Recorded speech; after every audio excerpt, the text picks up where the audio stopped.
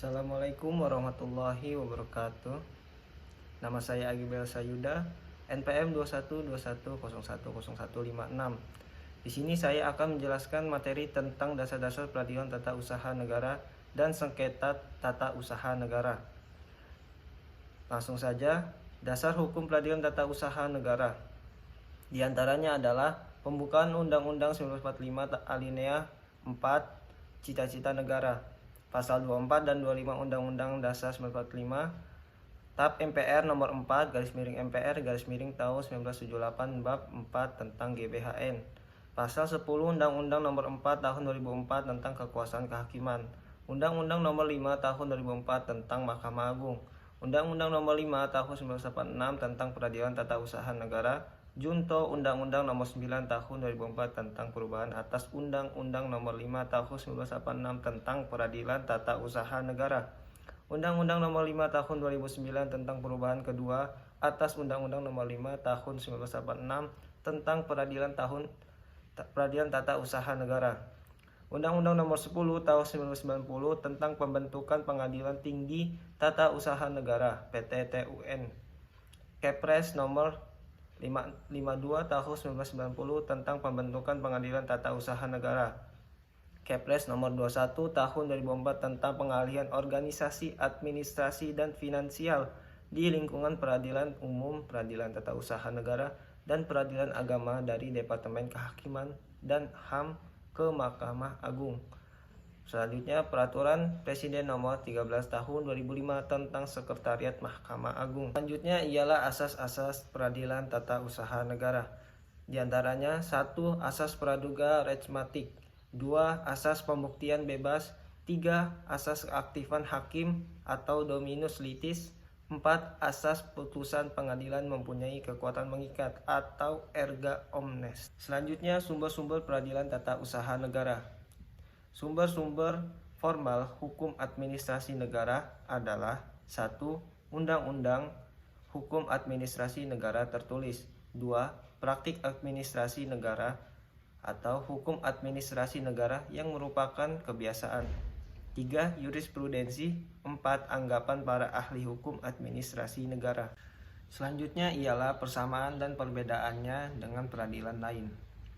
Hukum acara peradilan tata usaha negara mempunyai persamaan dan perbedaan dengan hukum acara perdata. Perbedaan-perbedaan itu antara lain: 1. Hakim yang aktif karena ia dibebani tugas untuk mencari kebenaran material. 2. Adanya ketidakseimbangan antara kedudukan penggugat dan tergugat atau pejabat tata usaha negara. Dengan mengingat hal ini, maka perlu diatur adanya kompensasi, karena diasumsikan bahwa kedudukan penggugat atau orang atau badan hukum perdata adalah dalam posisi yang lebih lemah dibandingkan tergugat selaku pemegang kekuasaan publik. 3. Sistem pembuktian yang mengarah kepada pembuktian bebas. 4. Gugatan di pengadilan tidak mutlak bersifat menunda pelaksanaan keputusan tata usaha negara yang digugat.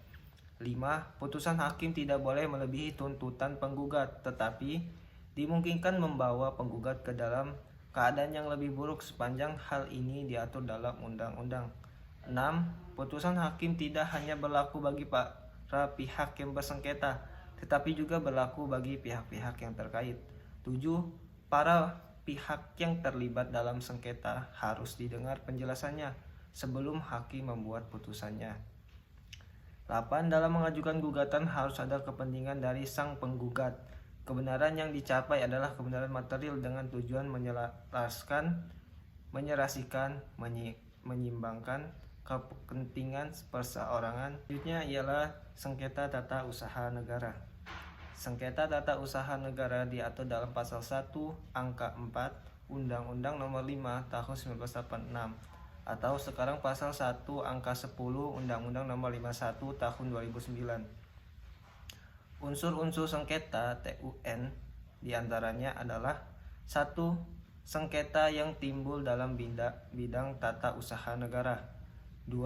Antara orang atau badan hukum perdata dengan badan atau pejabat tata usaha negara. Sebagai akibat dikeluarkannya KTUN, termasuk sengketa kepegawaian, berdasarkan peraturan perundang-undangan yang berlaku. Sengketa tata usaha negara itu ditimbulkan oleh adanya atau dikeluarkannya suatu keputusan tata usaha negara. Oleh karena itu, keputusan tata usaha negara menjadi dasar lahirnya sengketa tata usaha negara. Keputusan tata usaha negara menurut pasal 1 angka 3 atau sekarang pasal 1 angka 9 Undang-Undang Nomor 51 Tahun 2009, Undang-Undang Nomor 5 Tahun 1981 dimaksudkan sebagai suatu penetapan tertulis yang dikeluarkan oleh badan atau pejabat tata usaha negara yang berisi tindakan hukum tata usaha negara yang berdasarkan peraturan perundang-undangan yang berlaku yang bersifat konkret, individual, dan final yang menimbulkan akibat hukum bagi seseorang atau badan hukum perdata.